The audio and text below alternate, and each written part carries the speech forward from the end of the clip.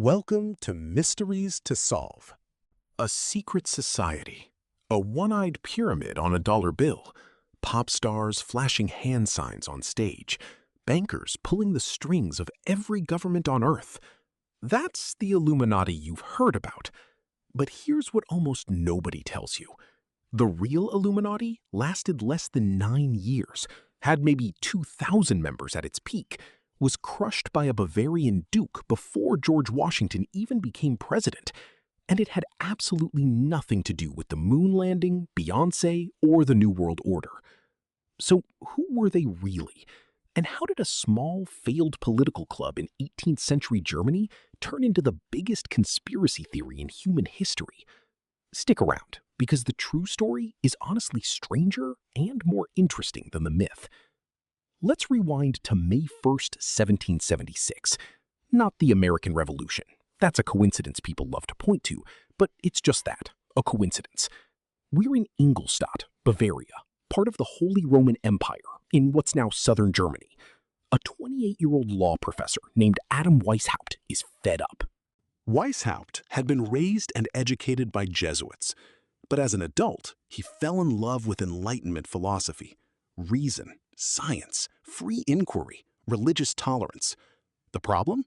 Bavaria in the 1770s was one of the most conservative, church-controlled states in Europe. Censorship was everywhere. The clergy still had enormous influence over universities and government. Weishaupt felt suffocated. So he did what a lot of frustrated intellectuals did back then. He started a secret club. He originally called it the Order of Perfectibilists. Catchy, right? Thankfully, it got renamed the Illuminati, from the Latin illuminatus, enlightened. The goal, in Weishaupt's own words, was to promote reason over superstition, education for all, not just the elite, reduced power of the church and monarchy over public life, equality and ethical self-improvement. That's it. No world domination plan, no banking conspiracy. It reads less like a supervillain manifesto and more like a college philosophy club with a serious secrecy fetish. And that secrecy wasn't paranoia for the sake of it. In Bavaria at the time, openly criticizing the church or the monarchy could get you fired, exiled, or worse. Operating underground was, in many ways, a survival strategy for Enlightenment ideas. Here's where it gets genuinely fascinating. Weishaupt didn't just want a discussion group. He wanted an effective secret society. So he borrowed a structure that already existed and worked: Freemasonry. By the early 1780s, the Illuminati had absorbed Masonic-style rituals, secret code names, and a strict pyramid hierarchy: novice, minerval, illuminated minerval, and so on, all the way up to Areopagite, the inner circle. Members used aliases based on classical history. Weishaupt called himself Spartacus, after the rebel gladiator. Other members took names like Cato or Philo.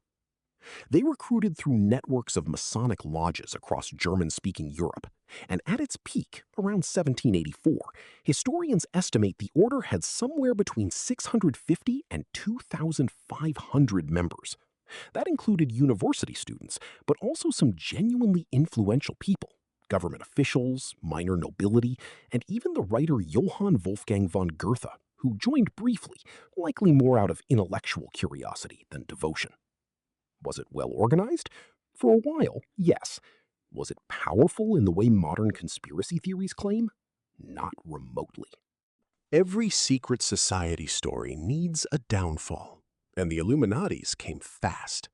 In 1784, Duke Karl Theodor of Bavaria issued an edict banning secret societies outright, a direct response to growing fear of the Illuminati's spread and, frankly, court politics and rival Masonic factions turning on them from the inside. Then came the fatal blow. Bavarian authorities raided the home of one of Weishaupt's associates and found internal documents, membership lists, correspondence, some genuinely provocative writings about undermining religious and state authority. These documents were published, some say selectively edited to look more sinister than they were, under titles like Original Writings of the Order of the Illuminati. Suddenly, all of Europe could read what looked, out of context, like the secret blueprint of a radical underground movement plotting against thrones and altars. Weishaupt fled Bavaria. The order was formally dissolved by government decree by 1785. By any normal historical measure, the Illuminati was dead, a short-lived Enlightenment secret society crushed by an authoritarian government, its founder living out his days quietly in exile. That should have been the end of the story. It wasn't even close. Here's the twist. The Illuminati became more famous after it died than it ever was while it existed. In the 1790s, Europe was in shock. The French Revolution had just beheaded a king, dismantled the church's power, and plunged the continent into chaos.